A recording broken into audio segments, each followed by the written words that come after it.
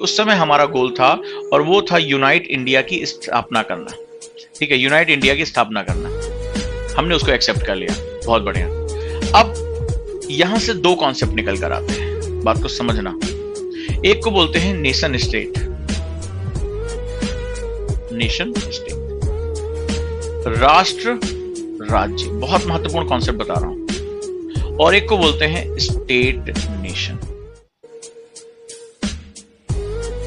राज्य राष्ट्र।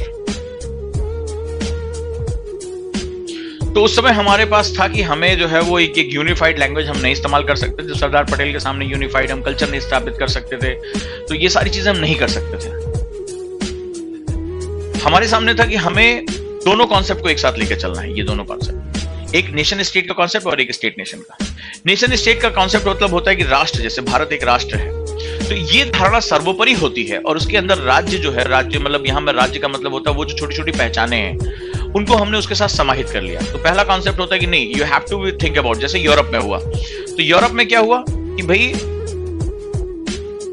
एक राज्य, एक राष्ट्र, one nation, one language, one religion, इस तरह का जो सेगमेंट जो है वहां पे डाल दिया गया कि भाई सब कुछ जो होगा, एक राष्ट्र है, एक तरह का झंडा होगा, एक तरह का जो है वो राष्ट्र का जो पहचान होगी, एक तरह की भाषा ही बोली जाएगी। और वहां पर जैसे फ्रेंच हो गया, जर्मन हो गया, इंग्लिश हो गया, इन्होंने अपना सेटअप करके रखा।